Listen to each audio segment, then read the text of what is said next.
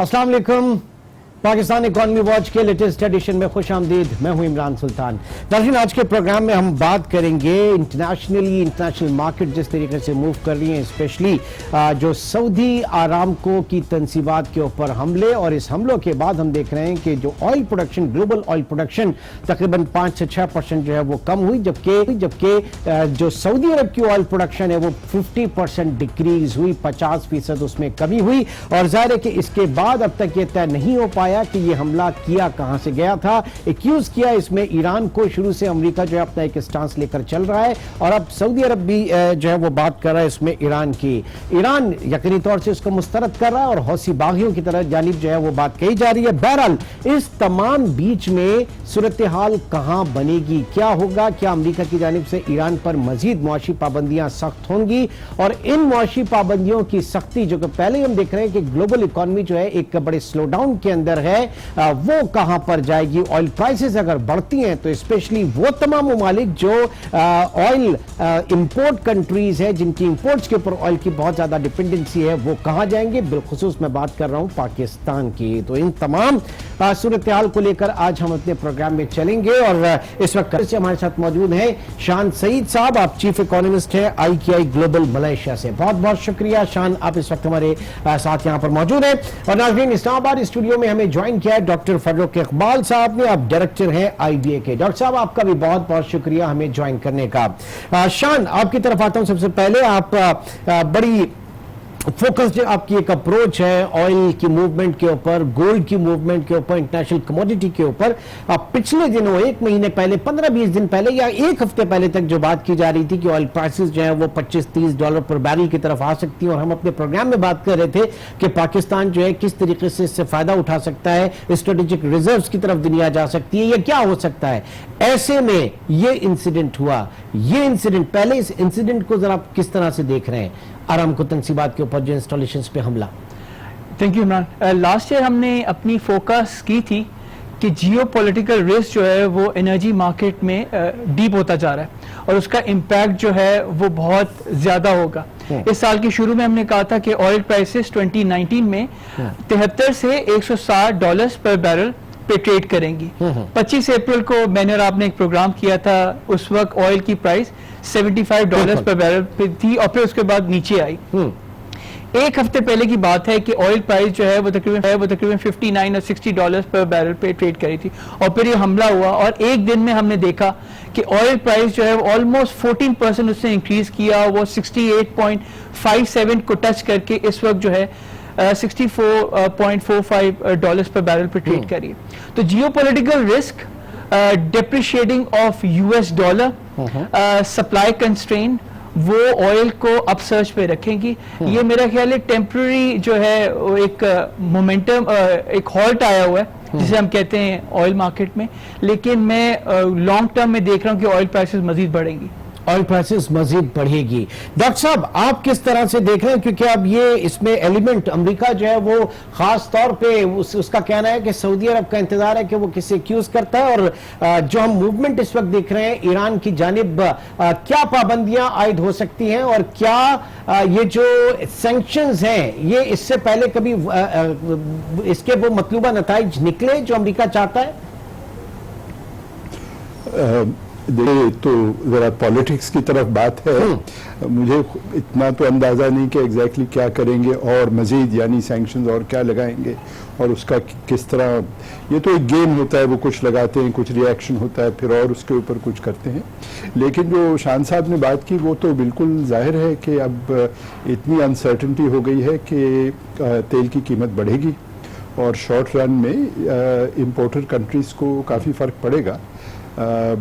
10-15% price का spike होना तो बिल्कुल ही, क्या कहना चाहिए, हाईली प्रोबेबल है। ठीक, आप इस वक्त इस्लामाबाद में मौजूद हैं, और जाहिर है कि आप प्राइम मिनिस्टर की उस टीम में भी है जो इकोनॉमिक टीम है, जो एडवाइजरी।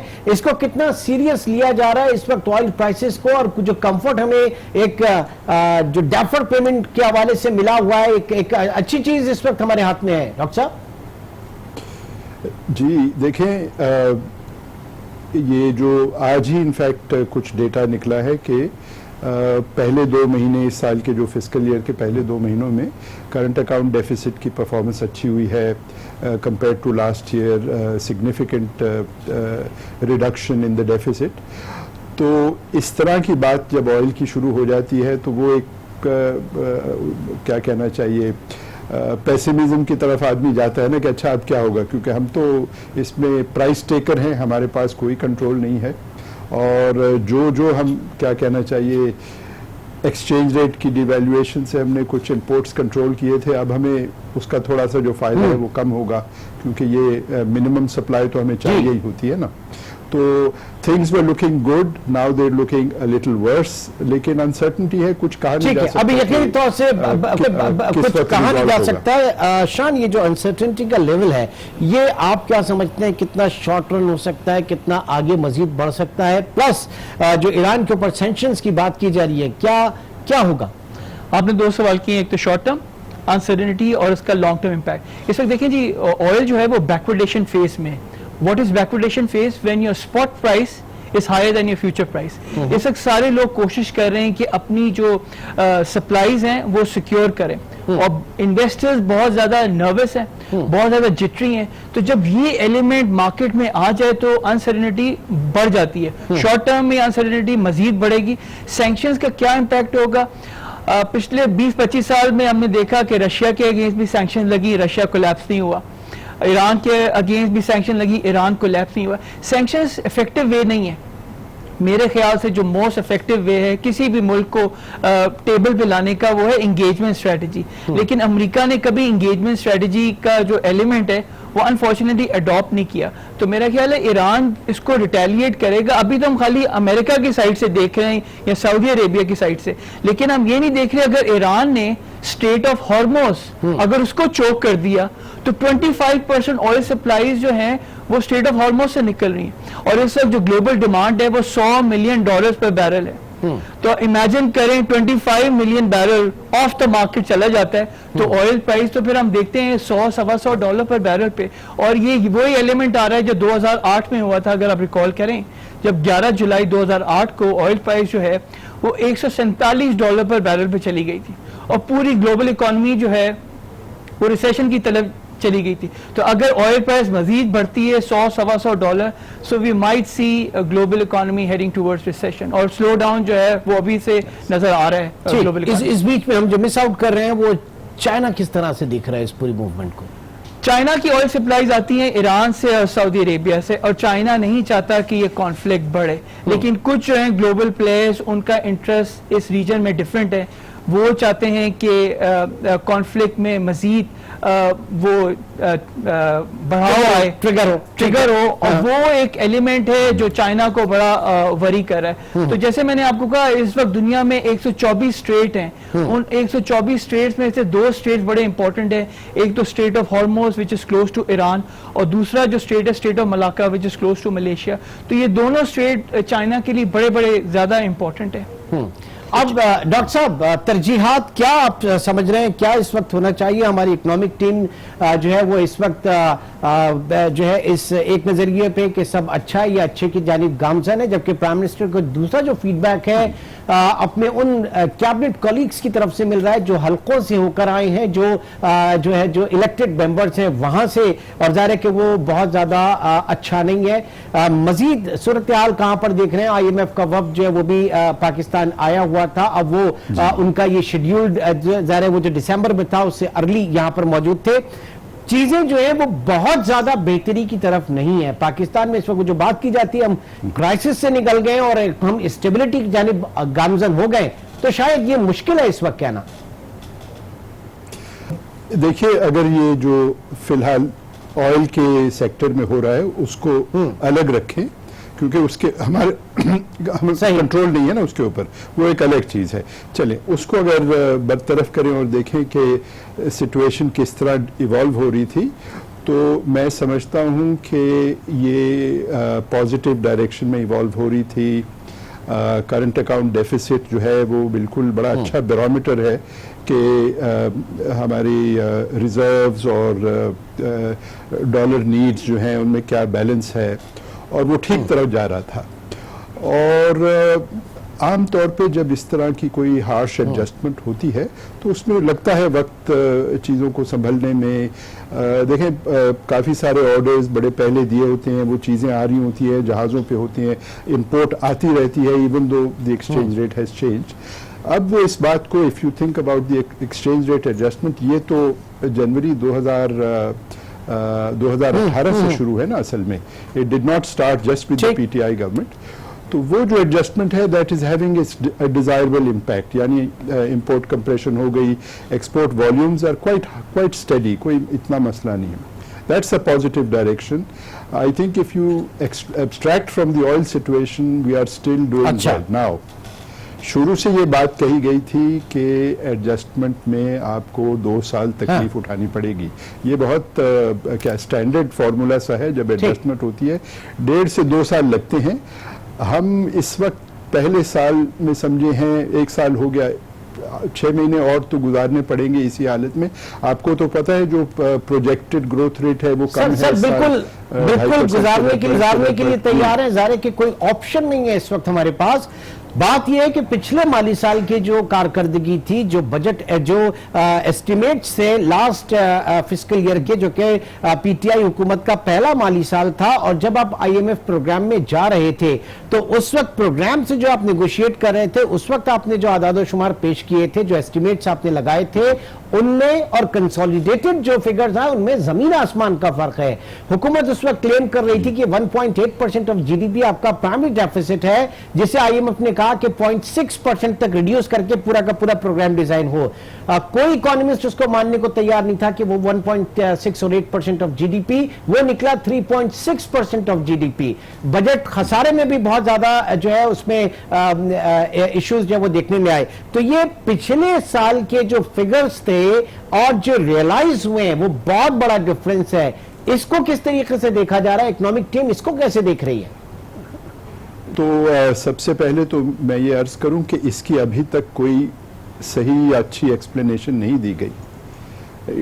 मतलब है कि इतना बड़ा फर्क पड़ गया 20 दिनों में। एक असम्पशन जिस पे एक एग्रीमेंट हुई थी, फिर उसके 20 दिन बाद कुछ अनाउंस किया कि असल में तो ये डेफिसिट आ गया है, तो इसकी कोई एक्सप्लेनेशन नहीं देगी कि एग्जैक्टली हुआ क्या, रेवेन्यू शॉर्टफॉल कितना हो गया, असम्पशन उसका क्यों सही नहीं था, एक्सपेंडिचर एक्सेस क्यों हो गया, असम्पशन उसका क्यों सही, वगैरह वगैरह। और देखें मई जून के मंथ्स में तो काफ़ी इनके पास इंफॉर्मेशन होती है और कि किस तरह होगा।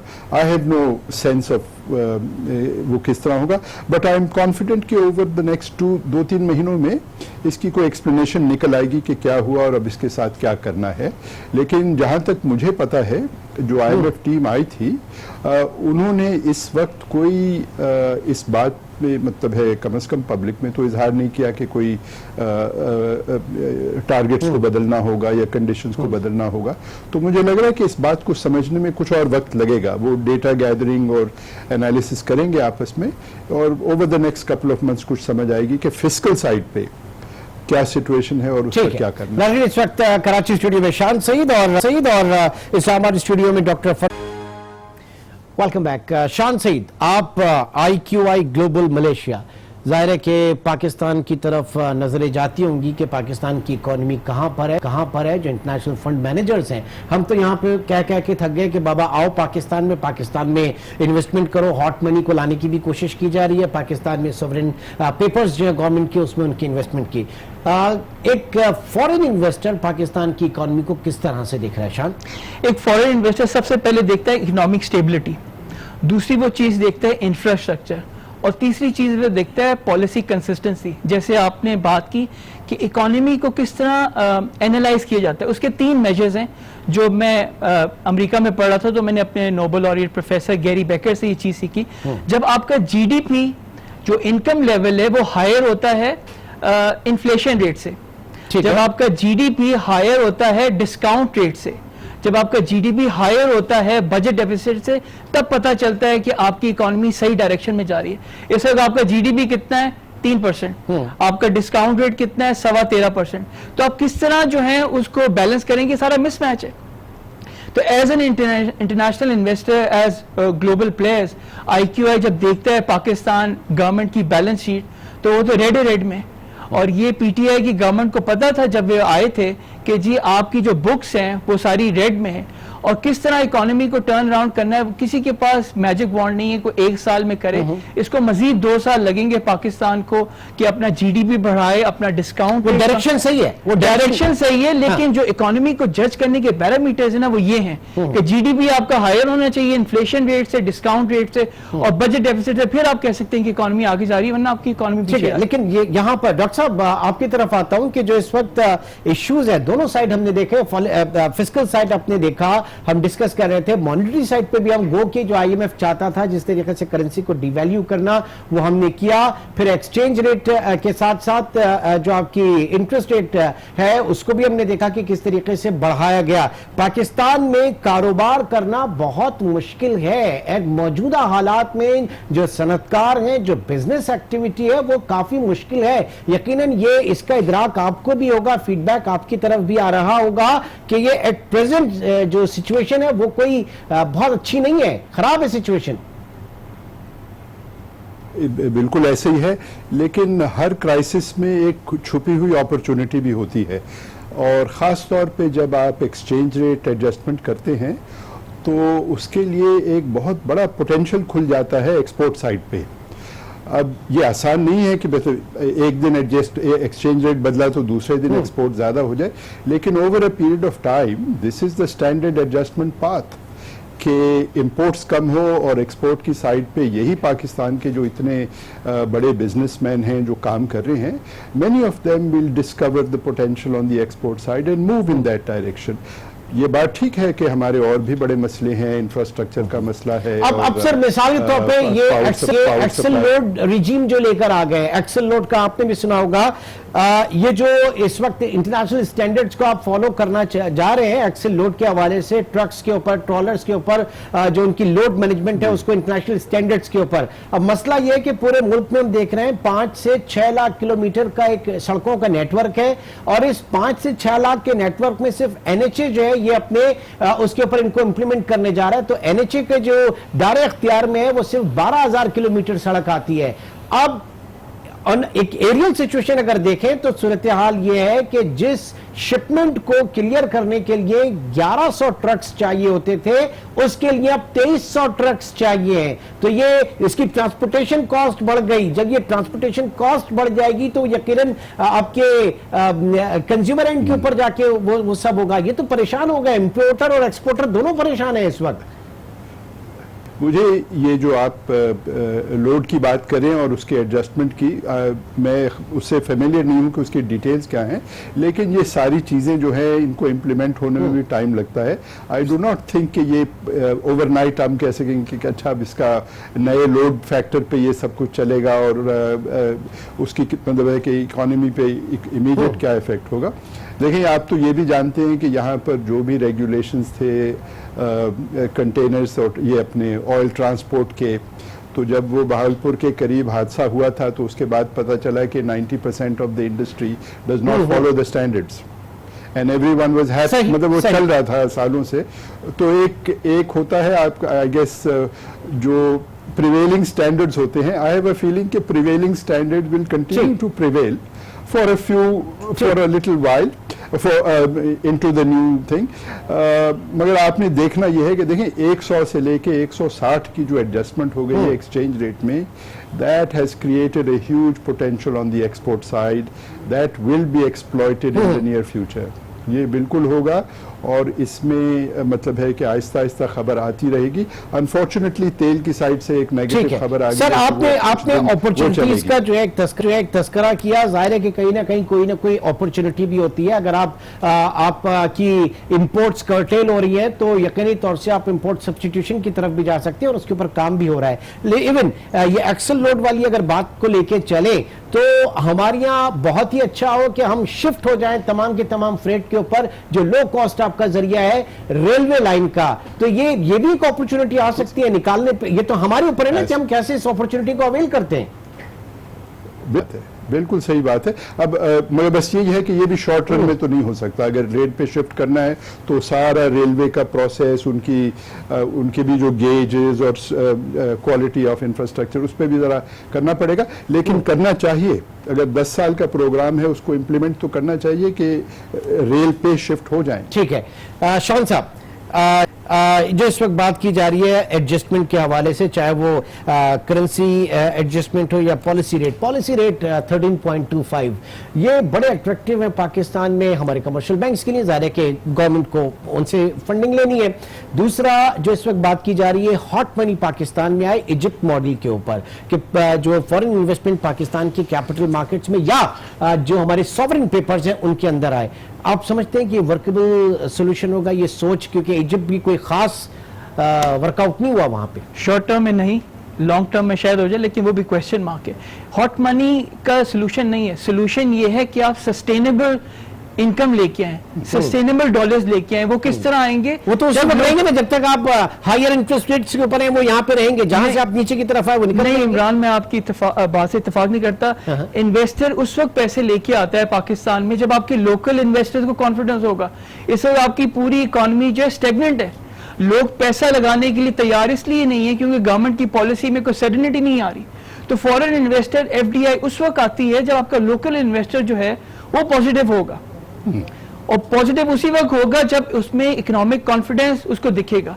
इस वक्त जो सबसे बड़ा चैलेंज है गवर्नमेंट ऑफ पाकिस्तान को कि किस तरह इकोनॉमिक कॉन्फिडेंस को वापस लेके आए, जो मुझे नहीं लगता अगले 6 महीने में, इसको एटलीस्ट 2 साल लगेंगे। जब लोकल इन्वेस्टर में कॉन्फिडेंस आएगा फिर FDI और पोर्टफोलियो इन्वेस्टमेंट। सर, हम बिल्कुल मानते हैं कि कॉन्फिडेंस आना है, हम सिर्फ पॉलिसी डायरेक्शन की बात कर रहे थे।